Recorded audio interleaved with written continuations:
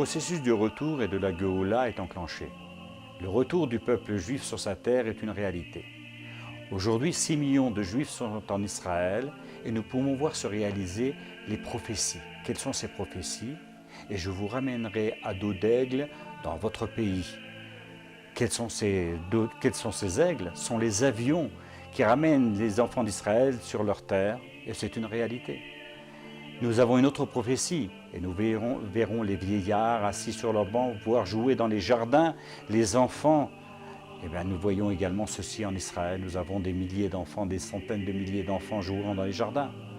Une autre prophétie, et je ferai refleurir le désert de Judée. Et ce désert refleurit, puisque nous avons des champs, des jardins, nous avons des forêts. Alors nous allons essayer, avec le concours du pasteur Claude Duvernois, de vous rappeler ces événements qui vous permettront de mieux comprendre ces faits marquants, de voir que la main de Dieu se cache derrière tout cela.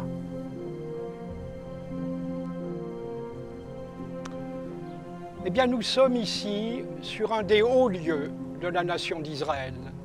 Le haut lieu par excellence où chaque année se déroulent les festivités de la fête nationale d'Israël. Et c'est difficile de penser que ce lieu merveilleux, avec cette merveilleuse verdure qui nous entoure, a été pendant près de 19 siècles, cette colline, tous les environs, la ville elle-même, un désert aride et souvent désolé.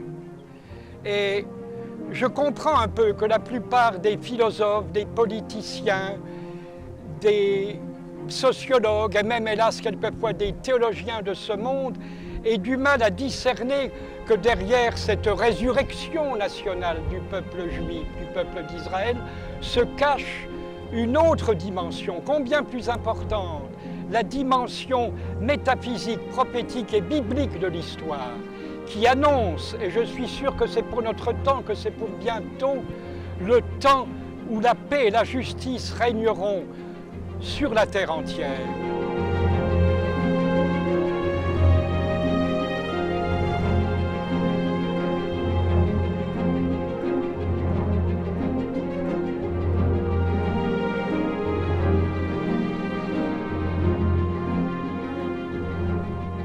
Voici la présentation des différents cycles que nous allons envisager dans un moment, 5 en tout, qui vont essayer de démontrer qu'il y a effectivement, à partir d'un certain moment dans notre histoire assez récente d'ailleurs, l'enclenchement d'une histoire vue sous une nouvelle vision, une vision métaphysique, biblique, prophétique, et une histoire qui commence essentiellement en 1897 à Bâle, lorsqu'un certain Theodor Herzl réunit le premier congrès sioniste international. Donc 1897.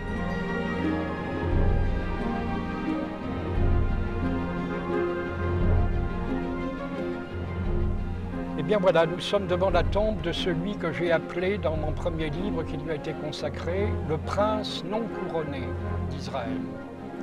Malheureusement, il est mort beaucoup trop tôt, à 44 ans, en 1904.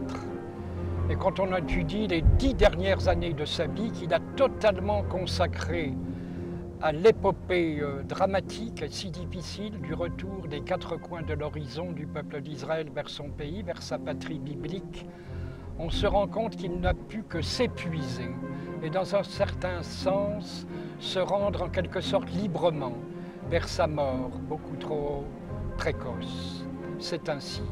C'est ahurissant de voir tout ce qu'il a fait comme voyage, comme démarche. Quand on pense que tout commence avec son premier congrès international à Bâle en 1897, et tout ce qui se fait en quelques années, c'est pratiquement incroyable. Il a eu peu d'amis fidèles jusqu'au bout. Ils peuvent se compter, je crois, sur les doigts d'une main. Mais celui qui a été le plus fidèle de tous, je crois que c'était quand même celui qui avait été l'aumônier, le pasteur William Eckler à l'ambassade de Vienne. Et dès que le livre paraît, il va tout de suite trouver Herzl chez lui en disant « Docteur Herzl, vous allez réussir, l'Éternel va vous bénir, vous êtes au cœur de l'histoire sainte, vous êtes au cœur de l'accomplissement des ultimes prophéties en faveur de votre peuple et du monde. Et ça, je crois que c'est un aspect tout à fait ignoré en général des philosophes, des historiens, de tous les autres. C'est toujours ce que j'ai évoqué tout à l'heure, n'est-ce pas, la dimension prophétique et métaphysique en quelque sorte de l'histoire. Aujourd'hui encore, la personnalité de Théodore Herzl reste controversée. Pourtant, le grand rabbin Kook, premier grand rabbin d'Israël et éminent kabbaliste et philosophe, n'a pas hésité à comparer Théodore Herzl au Messie, fils de Joseph, celui chargé de ramener le peuple en exil sur sa terre lors de son oraison funèbre.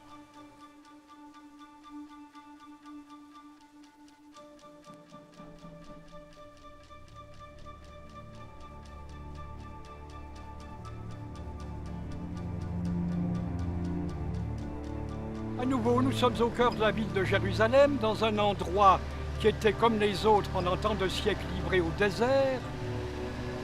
C'est en cet endroit, voyez-vous, en cet endroit que le 9 décembre 1917, la ville de Jérusalem a été rendue à l'armée britannique pour la première fois de son histoire, sans combat, sans victimes et sans morts. Et à qui cette ville a-t-elle été rendue? À un sergent de l'armée britannique et à son copain cuisinier du régiment qui voulait simplement chaparder des œufs et du tabac. Et tout d'un coup, il vire ici même devant lui arriver quelques personnes arabes avec le maire turc de la ville portant un fanion blanc et rendant la ville à ces deux soldats anglais, lesquels disent à nouveau « Nous ne comprenons pas, nous voulons des œufs et du tabac ». Ceci m'amène à un deuxième point important de l'histoire. Comme vous le savez sans doute, la Palestine appartenait à la Turquie. Or, pourquoi la Turquie passe-t-elle dans le mauvais camp, alors qu'elle avait 2 chances sur 3 de conserver encore longtemps ce pays, c'est-à-dire en choisissant la neutralité ou en choisissant le camp des vainqueurs, la France et l'Angleterre. Pourquoi? Eh bien, je vais vous dire pourquoi. C'est à peine croyable. Un amiral prussien qui commandait la flotte du Kaiser dans l'Adriatique va sans ordre, 24 heures avant la déclaration de la guerre entre l'Angleterre et l'Allemagne, va foncer avec son escadre de 2 grands croiseurs sur Constantinople. Il force les Dardanelles, il arrive devant la capitale et c'est à ce moment-là que la Turquie doit de force passer dans le camp de ceux qui vont perdre la guerre et c'est à cause de cela que la Turquie va perdre la terre appelée Palestine à l'époque. Je vais vous dire le nom de cet amiral. Il s'appelait Souchon et c'était un descendant des Huguenots chassés par Louis XIV en 1685. Ce qui fait qu'on peut dire, un bon sioniste pourrait dire ici, n'est-ce pas, pour faire un peu d'ironie, dire merci Louis XIV, puisque l'amiral Souchon, n'est-ce pas, alors qu'il était parti sans ordre de son Kaiser, a permis que la Turquie perde Jérusalem et tout le pays. Par un autre de ces extraordinaires hasards, dont l'Éternel a le secret, c'est le premier jour de Hanouka que l'armée anglaise est entrée à Jérusalem. Hanouka étant la commémoration de la libération du pays, de son temple et de sa foi retrouvée face à l'occupation grecque. Par respect pour les lieux saints, le général Allenby est entré à pied. Nombreux furent ceux qui, à ce moment-là, crurent que la Géoula, la délivrance divine, était arrivée.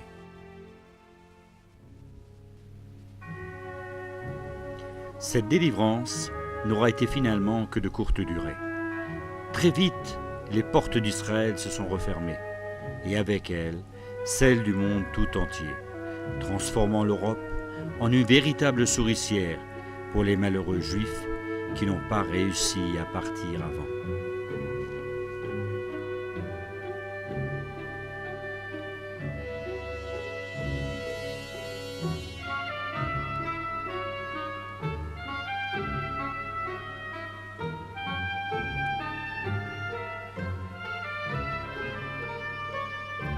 Oui, nous sommes là, dans un des endroits les plus émouvants de ce Yad Vashem, le mausolée en souvenir des millions d'assassinés par le régime nazi. Et à l'entrée de ce porche qui va symboliser sur des centaines de mètres géographiquement, n'est-ce pas, les pays où les nazis ont agi meurtrièrement et sadiquement. La première fois que je suis passé par là, j'ai levé la tête un peu par hasard et j'ai vu cette extraordinaire inscription tirée du livre des psaumes, je crois que c'est le psaume 78, où il est dit, où l'ordre est donné pratiquement, lors de la dernière génération, vous devrez enseigner à vos fils, n'est-ce pas, les prodiges du passé, les drames aussi de toute l'histoire. Et l'expression d'or acharon, qui est dans toutes les Bibles que je connais mal traduite par génération du futur, il faut traduire la dernière génération. C'est-à-dire effectivement celle qui est lancée en plein cœur du mouvement du retour d'Israël ici, n'est-ce pas? Cette génération, sortie de l'enfer, n'aspirait qu'à retourner dans sa patrie perdue depuis 2000 ans. Les exodus et autres bateaux de clandestins étaient leur seul moyen d'y arriver, jusqu'à ce que les nations le leur accordent, comme l'avaient annoncé les prophètes. Australia, yes. Belgium, yes. Ethiopia, abstain. France, yes.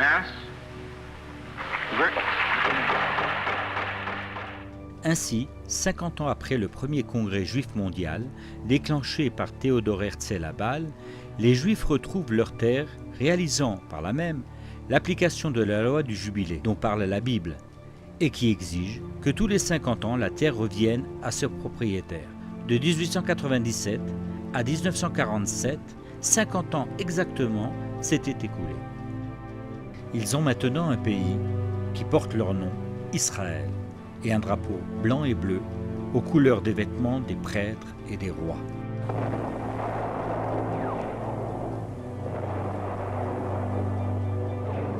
Voilà, nous sommes le 5 juin 1967, en fin de matinée, ici, le premier jour de la guerre des 6 jours.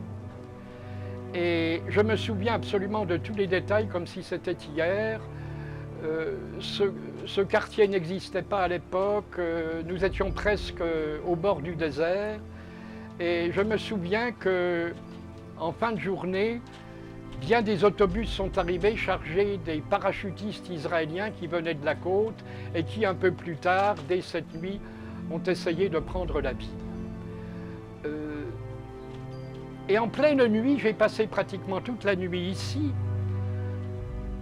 J'ai assisté pendant des heures à la contre-attaque israélienne, bien sûr, mais du fait que des fusées géantes, éclairantes, montaient sans cesse dans le ciel, une image a surgi en moi que je n'ai jamais oubliée, tué sur 180 degrés face à une muraille de feu en pleine nuit.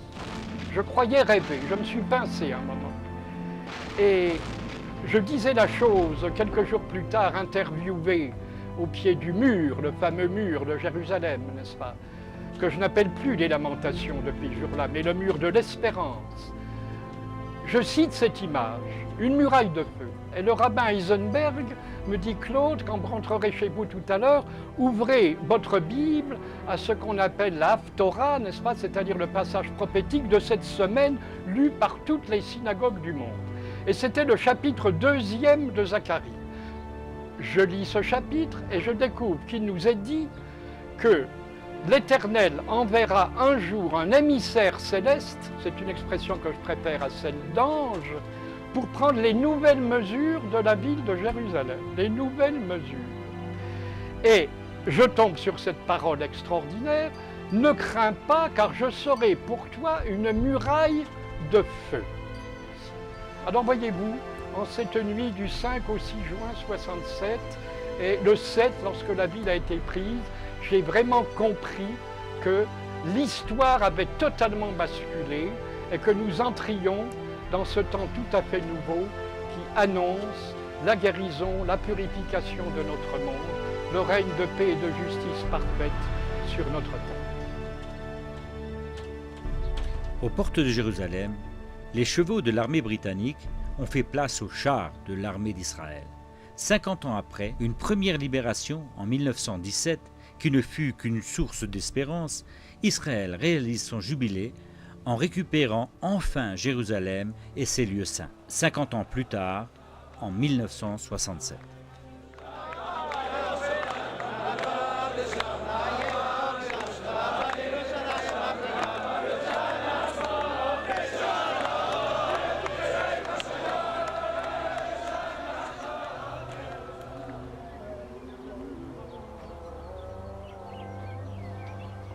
Nous sommes, comme vous me l'avez peut-être deviné, à flanc de coteau du célèbre mont des Oliviers. Et les murailles de la vieille ville de Jérusalem sont sous nos yeux avec les deux grandes mosquées.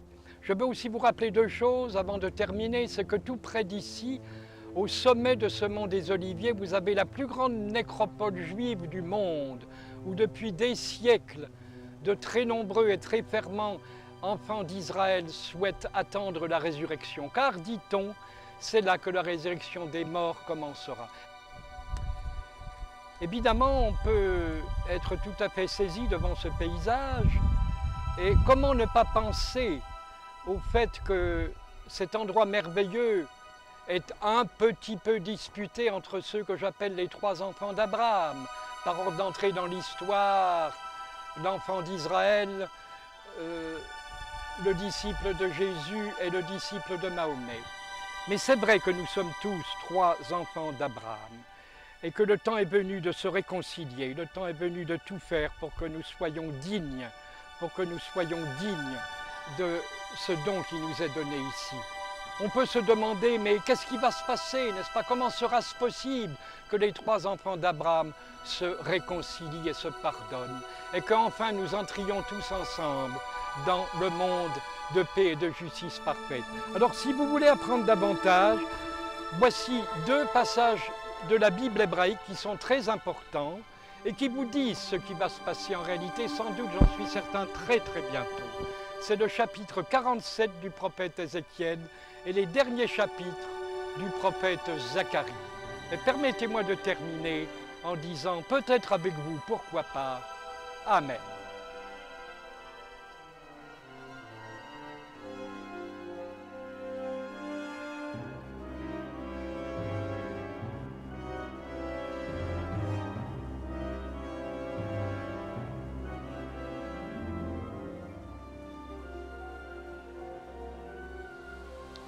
La réconciliation se fera effectivement avec des événements qui se dérouleront à cet endroit, sur le mont des Oliviers où nous nous trouvons.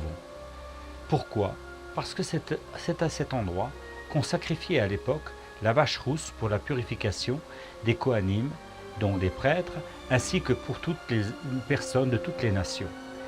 Et c'est à cet endroit que nos maîtres nous annoncent la prophétie du passage du Messie, du Mashiach, le roi Mashiach, vers la reconstruction du Beth Amikdash qui se trouve juste en face de nous. Il n'y a pas d'être supérieur ni d'être inférieur. Nous sommes tous des chargés de mission. Et nous devons tout faire afin que nous remontions vers Dieu et que Dieu redescende vers nous, afin que un jour très prochain arrive le roi Messie, afin que la délivrance se fasse et que nous nous retrouvions tous ensemble, comme à l'époque du temple portatif, du premier temple et du second temple, que les nations ainsi que le peuple d'Israël soient réunis pour cette délivrance finale.